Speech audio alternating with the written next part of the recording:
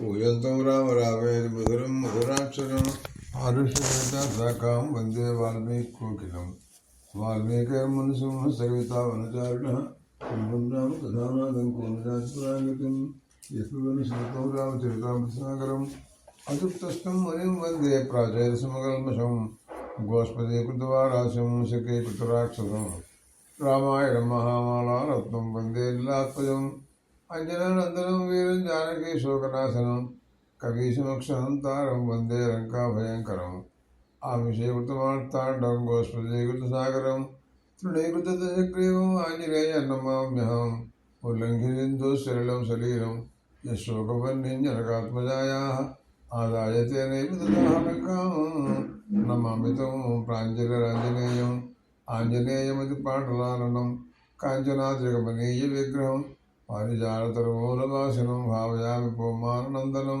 ఎత్ర ఎత్ర రఘునాథకీర్తనం తత్ర తత్ర ప్రణమస్తకాంజలిం బాష్పవారి పరిపూర్ణలోచనం మారుతన్నమతరాక్షసాంతకం మనోజవం మారుతల్లివేగం జితేంద్రియం బుద్ధిమతాం వరిష్టం వాతాత్మజం వాదునైవ సముఖ్యం శ్రీరామదూతం శిరసా నమామి వాల్మీకిస్మృతిం మందరేణ మదిత సీతారమాసంభ సుగ్రీవామరభూరుహోంగజగజ సౌమిత్రిచంద్రోదయ వాతోత్పన్నమణిర్విభీషణద పౌలస్య హారాహరः శ్రీరామాయణదుగ్ధేంద్రములో భూయాత్ సంశ్రేయస యః కర్ణాంజలిసంపుటైరహరः సమ్యక్ ప్రవచ్చాదరాత్ వాల్మీకిర్వదనారవిందగళితం రామాయణాఖ్యం మధు జన్మవ్యాధిజరావిపత్తివర్ణైరత్యంత సోపద్రవం సంసారం విహాయ గచ్చతి భగవాన్ విష్ణోః పదం శాశ్వతం తదుపగత సమాస సంధియోగం సమవధరూపణ తత్వాక్యబద్ధం రఘువరచరితం వలిప్రణీతం దశచరితష్టవదం నిజామయధ్వం వాల్మీకిగిరి సంభూత రామసాగరగామిని పురాతిహోనం పుణ్య రామాయణ మహానది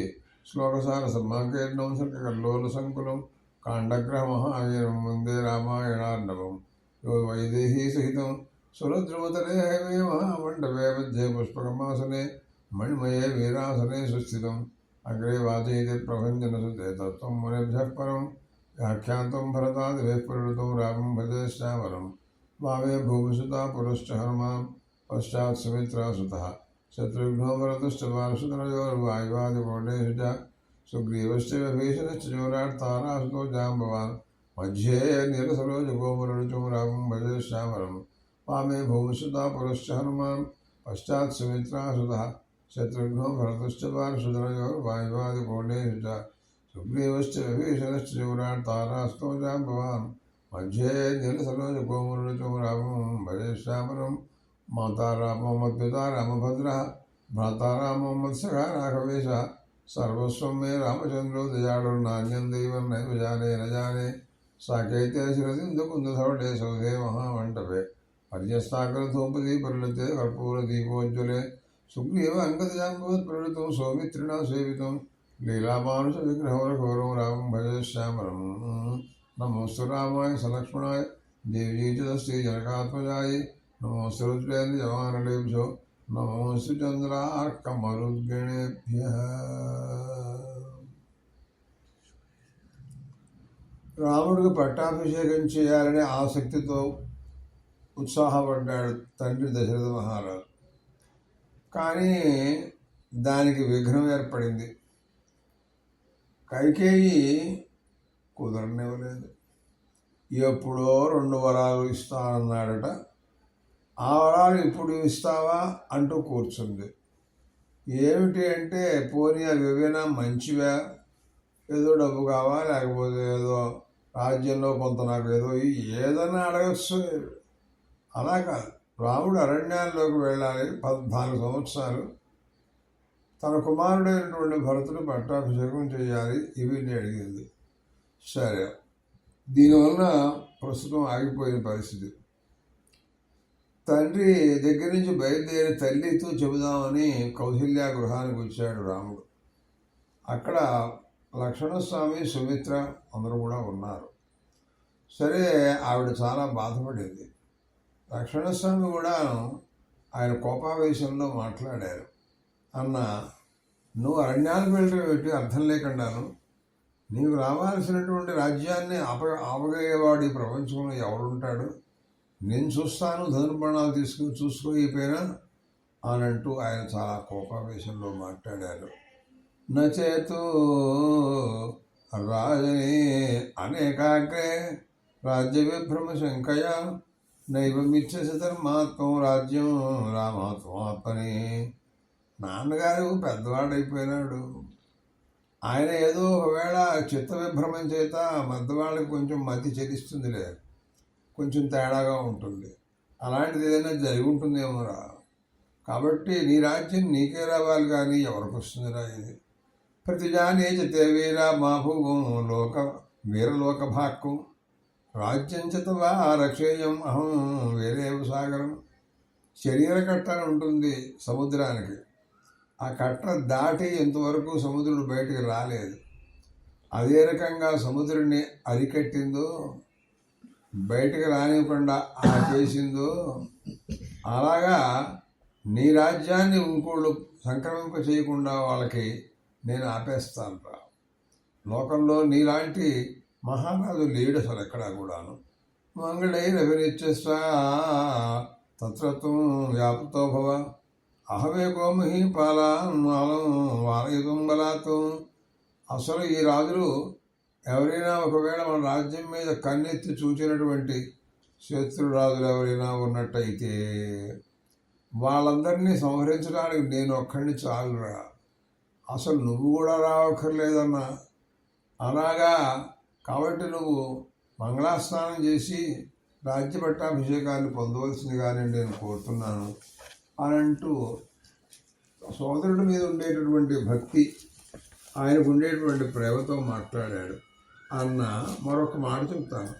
నశోభార్థ విమో బాహు బాణ భూషణాయమే నాసి అబంధనార్థాయ నశరాస్తం భయతో. ఇదిగో నా దగ్గర ధనుర్బాణాలు ఉన్నాయి కదా, అంటే ఈ చేతులు ఉన్నాయి కదా, రెండు చేతులు పట్టుకుని ధనుర్బాణాలు శత్రువుల మీదకి బాణం వేయడం అనేది అందరికీ తెలిసిన విషయం. చిన్నప్పటి నుంచి గురువులు నేర్పినటువంటి విద్య. అటువంటిప్పుడు ఈ బాహువులు రెండు అలంకారం కోసం ఉన్నాయనుకుంటున్నావు అన్నయ్య. ఇవి కేవలం అలంకారం కోసం ఉన్న చేతులు కాదు. ధనుర్బాణాలను పట్టి శత్రు సంహారం చేయగలిగే సామర్థ్యం కలవి. ధనుస్సు ఉందనుకో, అది ఏదో నాకు అలంకారం కోసమని ఊరికే ఏదైనా మెడలో ఒక మాల వేసుకుంటారనుకో, ఎవరైనా ఏదో పూసలు వేసుకుంటారనుకో, అది అలంకారం అనుకుంటూ ఉంటారు. అట్లాంటిది అనుకుంటున్నావా ధనుస్సు అంటే నా దగ్గర ఉన్నది? నాసిహే అబంధనార్థాయ, కత్తి డాలు పట్టుకుంటూ ఉంటారు రాజులు. ఇవన్నీ కూడా కేవలం అలంకారం కోసం అన్నయ్య. లేదు, అమిత్రమనార్థం మే సర్వవేద చతుష్టయం, శత్రు సంహారం కోసం ఇవన్నీ నా చేతిలో ఉన్నాయి. ధనుస్సు కానీ, బాణం కానీ, నా బాహువులు కానీ, కత్తి కానీ, డాలు కానీ, ఇవన్నీ కూడాను శత్రు సంహారం కోసమే. నాహం కామయేత్యర్థం యస్యాచత్రో శత్రువర్మతో మమ అసినాధ్యక్షధారేణ విద్యుచ్చరితవర్తిత. అసలు తలతలా మెరిసిపోతూ ఉండే కత్తి నా దగ్గర ఉంటుంది. దీంతో శత్రు సంహారం అయిపోతుంది. వాడి పీకై పోషిస్తాను నేను. ఇదంతా ఎవరు నా ముందు ఆగలేరు. అయ్యో అంటూ ఎన్నో మాట్లాడుతున్నాడు. ప్రగృహీతైన వై శత్రువు వజ్రం వా నకల్పే.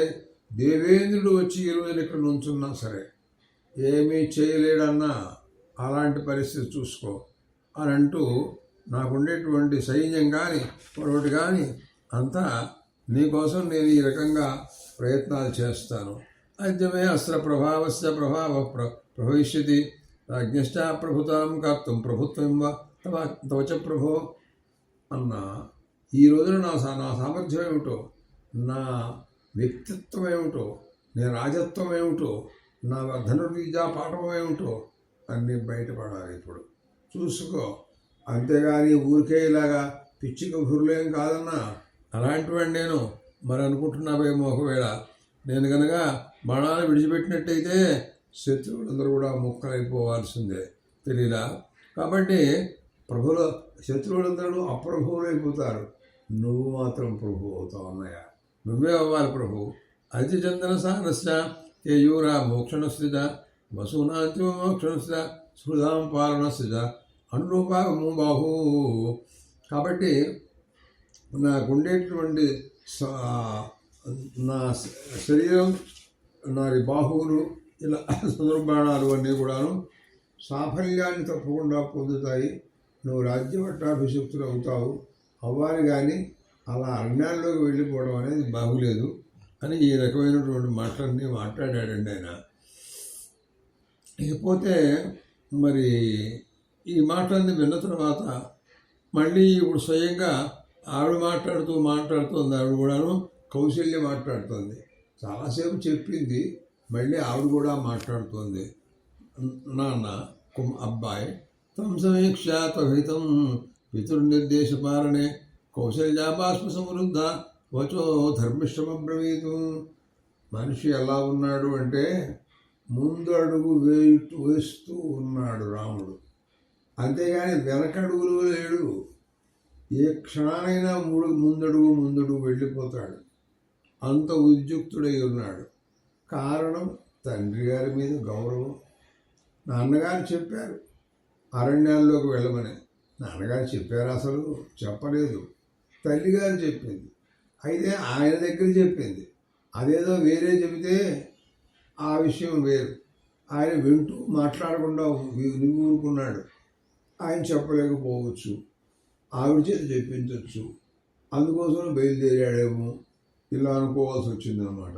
సరే, ఏది ఏమైనా జరుగుతోంది. ప్రారంభంలో ఆవిడ పాపం అప్పుడు ఉంటుంది, నాయన నిన్ను నేను కన్నాను అంటే సర్వభూతములకు ప్రేమాస్పదమైనటువంటి వాడివిరా నువ్వు.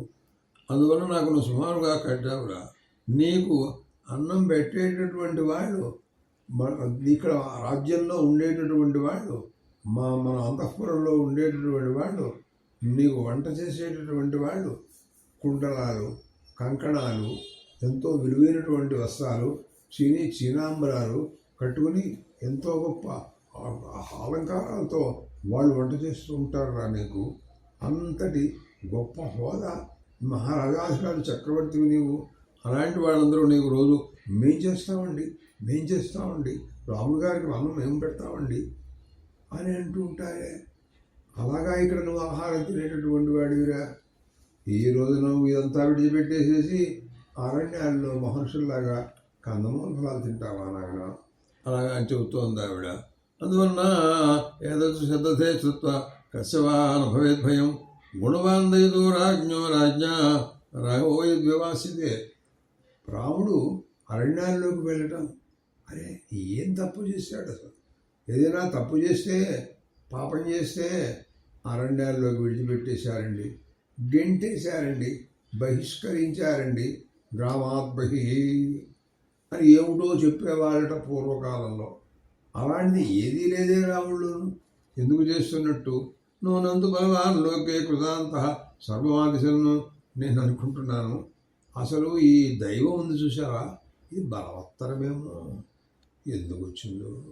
కానీ కాకపోతే తెల్లవారితే పట్టాభిషేకం అని అందరూ సంబరాలు పడుతూ ఉంటే, ఉత్సవాలు చేసుకుంటూ ఉంటే అమాంతంగా ఆగిపోవడం ఏంటండి? ఏదో మనం చెప్పలేము. అది లోకే రామాభిరామహత్వం వరం ఎత్ర గమిష్యసి అయ్యంతు మా ఆత్మభవ తవ అదర్శనమారుత. కాబట్టి నిన్ను నేను చూడకుండా ఉండడం అనేటటువంటిది, నువ్వు అరణ్యాల్లోకి వెళ్ళటం, తద్వారా నీ దర్శనం నాకు రోజు జరగకపోవడం చాలా దారుణం అని చెప్పింది. కథం విధేను సంవత్సరం గచ్చంతం భారమిచ్చది. ఇదిగో నాయన, ఒక పని చేస్తావా? ఎక్కడైనా లోకంలో ఒక గోవు దూడ ఉంటాయి, తెలుసు కదా. గోవు వెళుతుంటే గో వెనకాల దూడ కూడా వెళుతూ ఉంటుంది. అలాగే నీ వెనకాల నేను కూడా వస్తాను రా, నా వెనకాల నువ్వు రారా. నేను గోవుని, నువ్వు దూడ, మనిద్దరిని కలిసి వెళ్తుందాం. అంటే దూడని ఎక్కడో కట్టేసేసి గోవును ఇంకో చోటుకి పంపించి ఎవడైనా చేస్తాడరా ఇటువంటి పనులు? అహంత్వా అనుగమిష్యామి యత్ర పుత్ర గమిష్యతి. కాబట్టి నేను కూడా వస్తాను అరణ్యాల్లోకి అని అంటుంది ఆవిడ. యథా తథా నిగదితం మాత్ర తద్వాక్యం పురుషర్షభ. ఈ మాటని విన్నాడు రాముడు. అమ్మ, ఏమిటమ్మా ఇలా మాట్లాడతావు నువ్వు చాలా పెద్ద గొప్ప వంశంలో జన్మించినటువంటి రాజాధిరాజు మహారాణివి కదా, నువ్వేనా ఇలాంటి మాటలు మాట్లాడాల్సింది? కైకేయ్యా పంచుతో రాజా మైచారణ్యమాశ్రితే భవత్యాచ పరిత్యక్తో ననూనం వర్తయిష్యతి. ఇదిగో ఒక్క విషయం చెబుతాను వింటావమ్మా. కైకేయి ఏదో మోసం చేసింది నాన్నని, అందువలన ఆయనకి ఇటువంటి దుర్గతి పెట్టింది. నేనా అరణ్యాల్లోకి వెళుతున్నా. నాన్న గతి ఏంటి? కైకేయే మోసం, ఏం చేసిందో తెలియదు. ఆయన ఇంకా మరి ఆవిడతో మాట్లాడతాడో, ఆవిడ ఆయనకి యోగక్షేమాలు చూస్తుందో చూడదో, భర్త అనే గౌరవం అడుగుందో లేదో తెలియదు. నేను చూద్దామంటే నేను అరణ్యాల్లోకి వెళ్తాను. నువ్వు కూడా నాతో వచ్చేస్తే నాన్న గతి ఏంటమ్మా? ఎవరు చూస్తారు నాన్నని?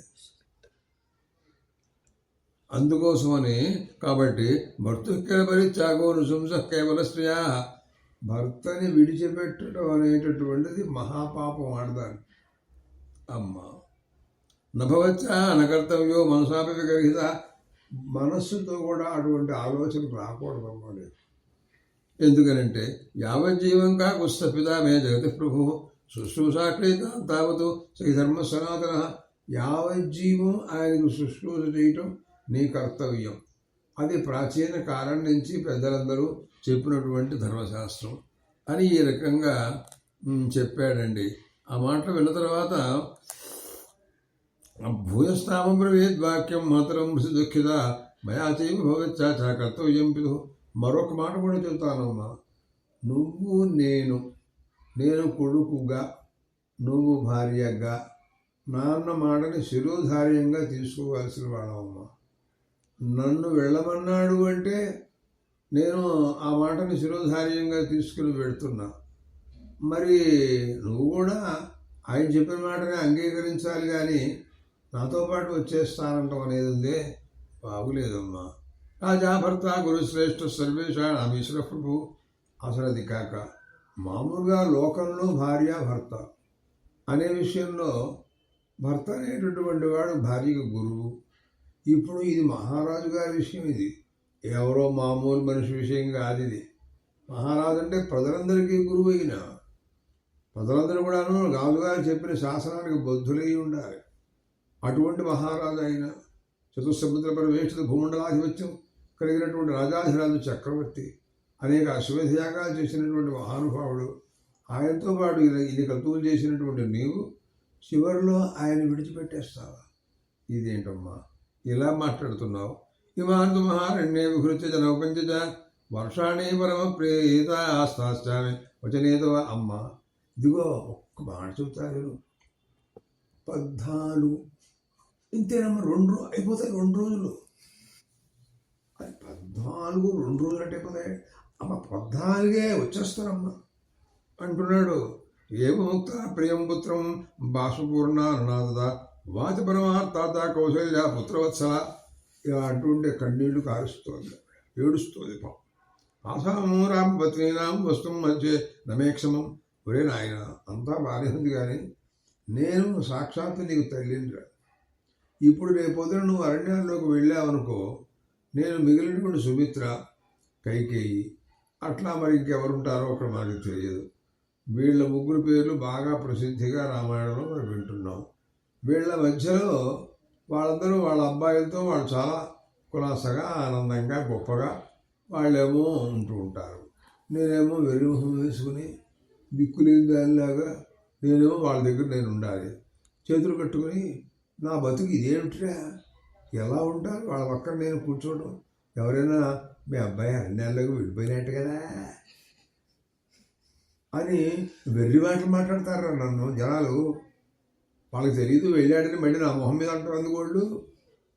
నాకు ఎంత బాధగా ఉంటుంది అది. అదనమాట. తర్వాత ఏదైతే ఏకమైన బుద్ధేపుత పితరపేక్షయ తదాతమృతేం రామృతం ప్రజనం బ్రవీతు. ఏమోరా, నువ్వేం చెప్పినా కూడా నా మనసు ఆగట్లేదు, నేను ఆగలేకపోతున్నాను, మనసు బాధపడుతోంది అని అన్నాడు. మళ్ళీ మాట్లాడుతూ రాముడు అన్నాడు, అమ్మ జీవంచాంహిశ్రయా భర్త దైవతం ప్రభురేవచ భవచ్చాగమ జీవ. మళ్ళీ మామూలే, నాన్నగారు జీవించున్నంతకాలం నువ్వు ఆయన్ని సేవ చేయడం నీ ధర్మం.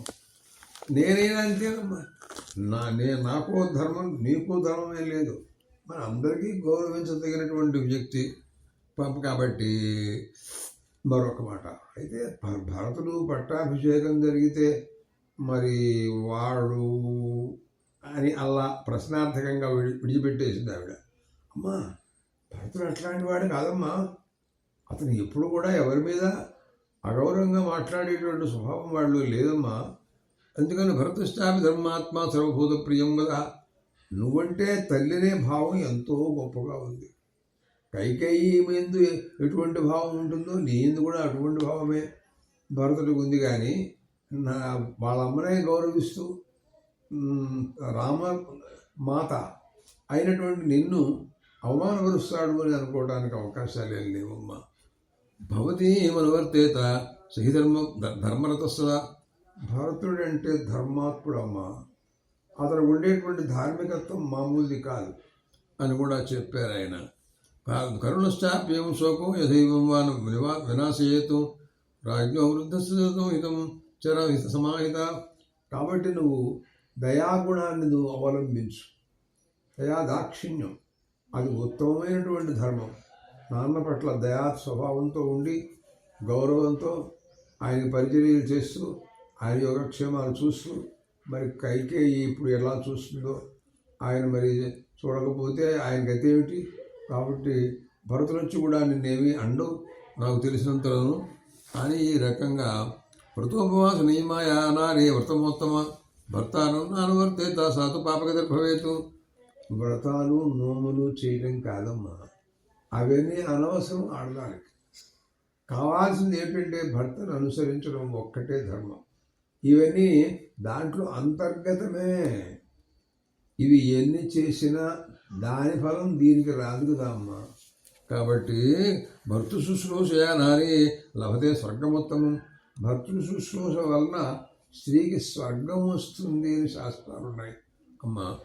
కాబట్టి అపియా నిర్నమస్కార నివృత్త దేవపూజనాతు, దేవతలకు పూజని చెప్పి అదని చెప్పి ఇదని చెప్పేసేసి ఈయన అనుసరించకపోతే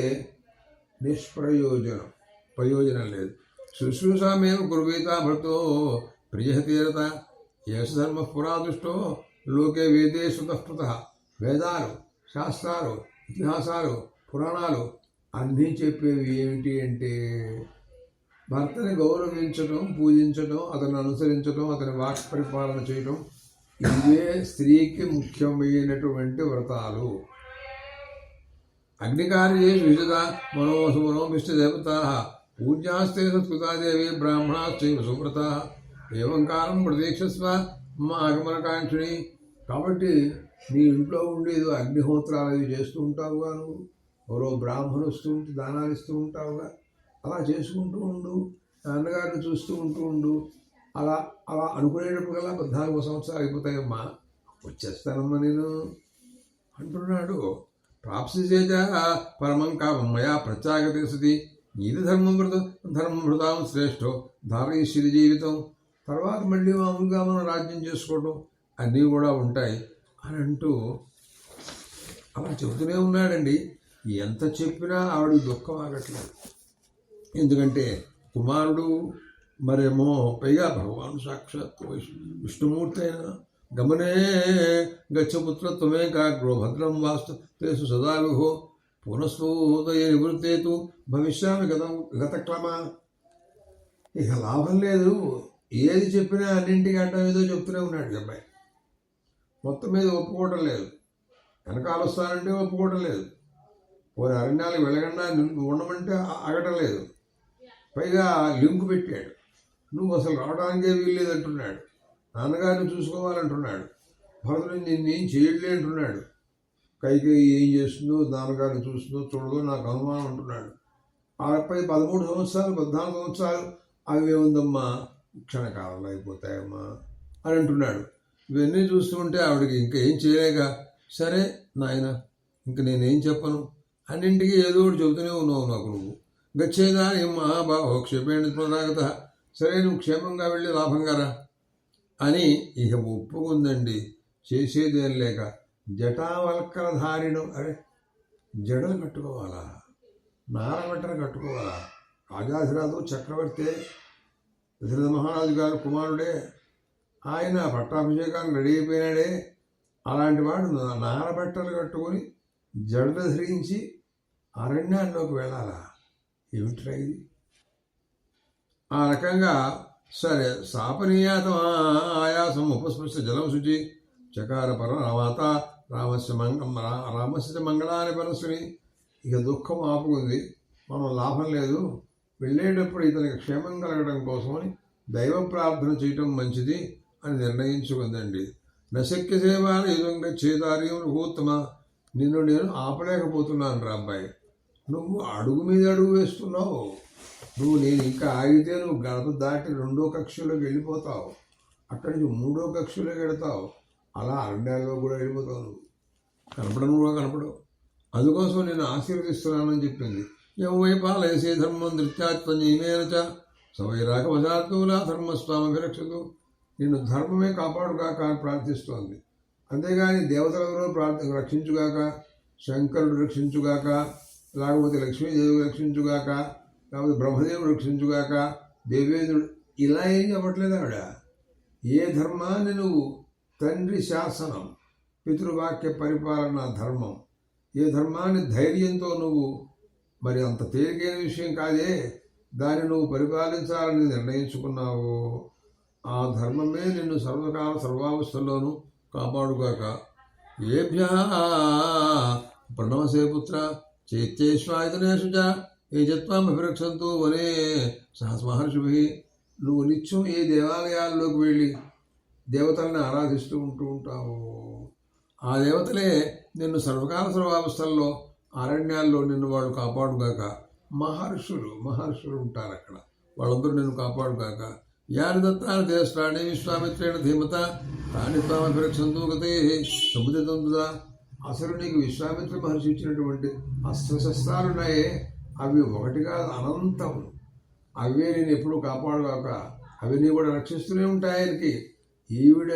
ఈయన అరణ్యాల్లోకి పంపిస్తే సీతాదేవిని, ఆవిడ గర్భంలో ఉన్నటువంటి పుత్రుణ్ణి ఆ శస్త్రాస్త్రాలను కూడా చుట్టూరా కాపలా కాసేటట్టుగా అనుగ్రహించారు ఆయన. పెడుతూ ఉంటుంటే వెనకాల మంత్రశక్తి అనమాట అది, అలా మనుషులు అలా కాపాడుతూ ఉంటుంది. అడుగు పొరపాటుగా పడదు, వాడికి ఏం జరగదు, కాపలా కాస్తూ ఉంటాయి ఆ దేవతలందరూ కూడాను. లేకపోతే ఎందుకు వెనకాల ఉంటుంటాయి, మేము కాపలా కాస్తాం కదా మిమ్మల్ని అని చెబుతాయి ఆ మంత్రాలు. ఆ మంత్రాధిష్టాన దేవతలందరూ అలా ఉంటారు. అలాంటివి నీలో ఉండేటువంటి విశ్వామిత్రుడు చెప్పినటువంటి మంత్రాలు 1, 2, 3 లక్షలు కోట్లు ఉన్నాయి నీ దగ్గర, అవన్నీ నేను ఎప్పుడు కాపాడుగాక అని అడిగిందండి. పైగా మాట్లాడుతూ ఉంటుంది, పితృశుశ్రూషయా పుత్ర మాతృశుశ్రూషయా తథా సత్యనచే మహాబాహో చిరజీవినాభిరక్షత. నీకు పితృశుశ్రూష, మాతృశుశ్రూష, తల్లిదండ్రుల పట్ల నీకుండే గౌరవం, అది నిన్ను సత్యం, ఎన్నడూ కూడా అబద్ధం ఆడలే, ఇవన్నీ నిన్నప్పుడు కాపాడుగాక అన్నాడు. సమితు కుశ పవిత్రాణి వేద్యస్థాయితనాన్ని చ స్థండిలాని విచిత్రాన్ని శైలా వృక్షా క్షుపాహృదా. సమిధలు, ఆ సమిధలు నేను కాపాడుగాక. సమిధలకి అభిమాని దేవతలు ఉంటారు, వాళ్ళు నేను కాపాడుగాక. దర్భలు, ఆ దర్భలు పవిత్రం, ఈ దర్భ అంటుంది వేదాలు, అవి నేను కాపాడుగాక. అలాగే పవిత్రం కడతారు, అవన్నీ కూడాను. వేది, ఆయతనాలు, స్థండిలాలు, ఇంకా చెట్లు పుట్లు, సమస్తమైనటువంటి వృక్షాభిమాన దేవతలు, వాళ్ళందరూ కూడా నిన్ను కాపాడుతారు. అరణ్యాల్లో తిరుగుతూ అడుగుతారు, జానకి కనపడకపోతే, ఓ వృక్షాభిమాన దేవతలారా, నా భార్యకి ఎక్కడన్నా కనపడుతుందా, ఎక్కడికి వెళ్ళింది, వీటేటో చూశారా మీరు చెప్పండి అని పాపం చెట్లను అడుగుతాడు. అంటే అందరూ పిచ్చెక్కిపోయిందేమో ఈయనకి, చెట్లను అడుగుతారు ఏమిటిరా అని అనుకోకూడదు. ఆ చెట్లలో అభిమాన దేవతలు ఉంటారు, వాళ్ళందరూ కూడాను ఆయన్ని చాలా గౌరవంగా చూస్తారు. రాముడు అంటే వాళ్ళందరికీ చాలా గౌరవం, కాపాడుతూ ఉంటూ అంటారు వాళ్ళందరూ కూడాను. వాళ్ళ అమ్మ కోరుతోంది, ఈ రకంగా ప్రార్థిస్తోంది అనమాట. స్థండిలాంటి పతంగా పన్నగా సింహ త్వామరక్షంతు సునోత్తమ. సింహాలు నిన్ను కాపాడుగాక, పక్షులు నిన్ను కాపాడుగాక, అందరూ పాములు నిన్ను కాపాడుగాక. హరి స్వస్తి సాధ్యాచ విశ్వేత మరుతుష్ట మహర్షయ స్వస్తిధాత విధాత చ.